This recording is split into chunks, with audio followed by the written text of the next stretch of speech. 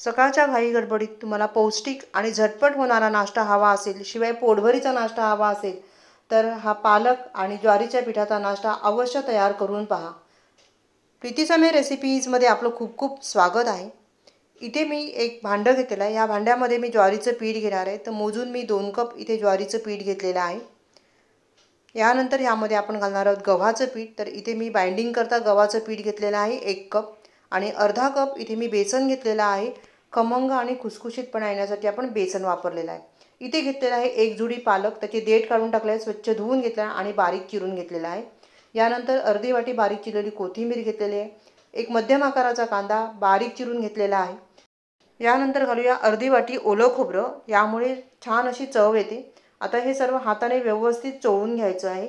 ह्याच्याचं moisture आहे ते आपल्याला घालवून टाकायचं आहे. त्यामुळे हे चोळून घ्यायचं, म्हणजे मग पुढे आपल्याला किती पाणी घालायचं ह्याचा अंदाज येईल.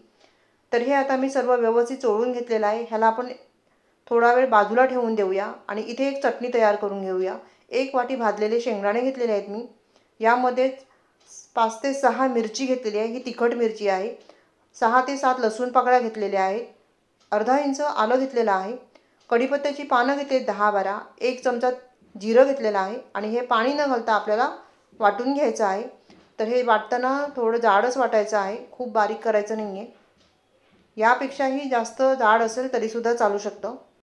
ही चटणी आहे ती मिक्सरमध्ये न लावता तुम्ही खलबत्त्यामध्ये केली तर आणखीन ह्याची टेस्ट वाढेल. चवीनुसार इथे मी मीठ घातलेलं आहे. यानंतर सफेद तीळ आपण घालणार आहोत. तर इथे मी 1.5 चमचा सफेद तीळ घातलेले आहेत. अर्धा चमचा ओवा घातलेला आहे, ओव्यामुळे डायजेशन चांगलं होतं. 1 चमचा इथे धणा पावडर घेतलेली आहे आणि अर्धा चमचा गरम मसाला घातलेला आहे. आता हे सर्व आपल्याला व्यवस्थित मिक्स करून घ्यायचं आहे. यामध्ये तुम्ही लाल तिखट आणि हळद पण वापरू शकता, पण इथे मी मिरची जास्त वापरलेली आहे त्यामुळे ते मी वापरणार नाही आहे. थोडं थोडं पाणी घालून ह्याचा घट्टसर गोळा आपल्याला तयार करून घ्यायचा आहे.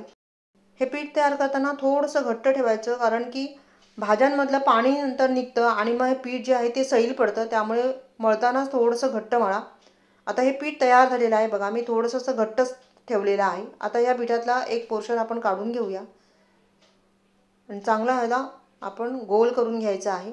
असा गोळा तयार करून घ्यायचा आहे आणि इथे आता आपण थालीपीठ तयार करणार आहोत. त्यासाठी मी एक कपडा घेतलेला आहे स्वच्छ कॉटनचा. हा थालीपीठाचाच कपडा आहे, मी एक ठेवून दिलेला आहे. भिजवून चांगला पिळवून घेतलेला आहे. आता यावर पाणी शिंपडलेलं आहे. आता हा गोळा यावर ठेवून देऊया आणि हाताने हे मस्त असं थापून घ्यायचं आहे. अगदी गोल मस्त असं थापून घ्यायचं थालीपीठ. खूप पातळही नाही आणि खूप जाडही नाही, असं थालीपीठ आपल्याला थापून घ्यायचं आहे. बघा मस्त असं थालीपीठ मी इथे थापलेलं आहे. आता यावर थोडेसे पांढरे तीळ घालायचे, म्हणजे दिसायला छान दिसतं. थोडंसं मी यावर तेल देखील घालणार आहे.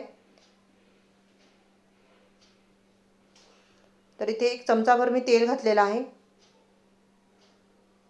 आता हाताने चांगलं ह्याला दाबून घ्यायचं, म्हणजे मग तीळ आहे ते निघणार नाही. आणि मस्त असं हे थालीपीठ आपलं थापून झालेलं आहे. अगदी गोल मस्त झालेलं आहे. आता हे ह्यावर होल करायची अशी, यामुळे थालीपीठ व्यवस्थित शिजलं जातं. ह्याच्यामध्ये आपल्याला तेल घालता येतं आणि मग थालीपीठ जे आहे ते खमंग आणि खुसखुशीत तयार होतं.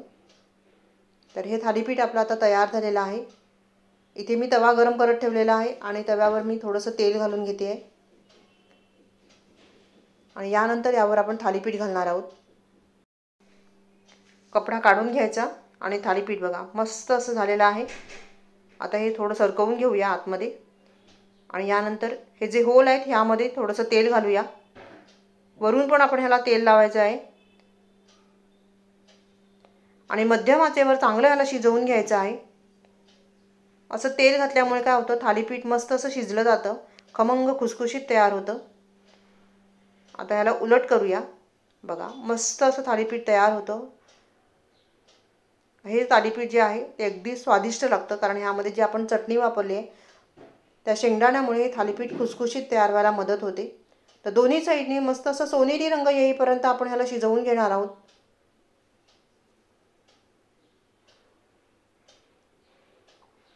हे बघा, तर आता आपलं हे थालीपीठ तयार झालेलं आहे. अगदी मस्त तयार झालेलं आहे. सकाळ सकाळ मस्त स्वादिष्ट आणि पोटभरीचा नाश्ता आपला आता तयार झालेला आहे. तर याच पद्धतीने मी बाकीची सर्व थालीपीठं तयार करून घेते. घेतलेल्या साहित्यातून 8 थालीपीठं तयार होतात. रेसिपी आवडली तर लाईक आणि कमेंट करायला विसरू नका. व्हिडिओ पाहिल्याबद्दल तुम्हा सर्वांचे खूप खूप आभारी आहे. धन्यवाद.